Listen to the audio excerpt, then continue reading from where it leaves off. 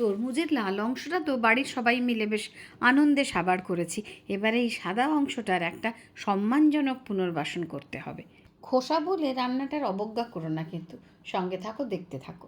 তরমুজের খোসার সবুজ অংশটাকে পিল করে বাদ দিয়ে দেব। এবার সাদা অংশটাকে মাঝারি মাপে ডুমো করে কেটে আর একবার ভালো করে ধুয়ে প্রেশার কুকারে দিয়ে দেব।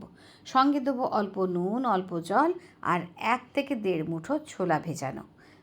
একটা হুইসেল হওয়া পর্যন্ত এটা রান্না করে নেব। নর্মালি প্রেশার রিলিজ হতে দেব, তারপর খুলে চেক করব। এবার যদি তরমুজটা ফ্রেশ হয়, একটা হুইসেল সাফিশিয়েন্ট, নাহলে আর একটা হুইসেল দিয়ে নিও। এবারে একটি প্যানে বেশ খানিকটা সর্ষের তেল গরম করে তাতে দিয়ে দেবো ডুমো করে কাটা একটা মাঝারি মাপের আলু। আর আলুটাকে বেশ সোনালি রং ধরা পর্যন্ত ভেজে নেব। আলু ভালোভাবে ভাজা হয়ে গেছে। এরপরেতে দেবো তেজপাতা, শুকনো লঙ্কা আর অল্প জিরে ফোড়ন। ফোড়ন ভাজার গন্ধ বেরোলেই অ্যাড করে দেব সেদ্ধ করা তরমুজের খোসা আর ছোলা।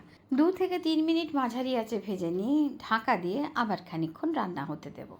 এদিকে একটি মশলা তৈরি করে নেব। একটা মাঝারি মাপের টমেটোকে গ্রেট করে তাতে দিয়ে দেব হলুদ, ধনে গুঁড়ো, কাশ্মীরি লঙ্কার গুঁড়ো আর জিরে গুঁড়ো। আর 2 টেবিল চামচ জল দিয়ে মশলাকে টমেটোর সঙ্গে ভালোভাবে মিশিয়ে রেখে নেব। এইভাবে মশলাটা তৈরি করে রাখলে রান্না করার সময় মশলা পুড়ে যাওয়ার ভয় থাকে না। প্রায় 5 মিনিট হয়ে গেছে। এবারে ঢাকনিটা খুলে একবার চেক করি। জল অনেকটা শুকিয়ে এসেছে। এরপরে এর মধ্যে দেবো 1/4 চা চামচ হিং। আর আবার আলু আর খোসার সঙ্গে এটাকে ভালোভাবে ভেজে নেব। এরপরে দিয়ে দেব তৈরি করে রাখা মশলা। আর মিডিয়াম ফ্লেমে মশলা ততক্ষণ ভাজবো যত সময়ের কাঁচা গন্ধটা না চলে যায় আর তেল আলাদা হতে শুরু না হয়ে যায়। এই পর্যায়ে দিয়ে দেবো আবার অল্প একটু নুন। খেয়াল রাখতে হবে সেদ্ধ করার সময়ও আমরা নুন দিয়েছিলাম। মশলা বেশ ভালোভাবে কষানো হয়ে গেছে। এরপরে এতে অল্প জল দিয়ে ঢাকা দিয়ে আবার কিছুক্ষণ রান্না হতে দেবো। তরমুজের খোসা সেদ্ধ হওয়ার পরেও হালকা ক্রাঞ্চি থাকে, যেটা খেতে বেশ ভালো লাগে।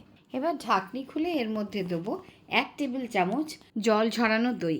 এতে তরকারির টেক্সচারটা আর একটু ক্রিমি অ্যান্ড রিচ হবে। স্বাদ বাড়ানোর জন্য এতে দেবো খানিকটা ডেসিকেটেড কোকোনাট।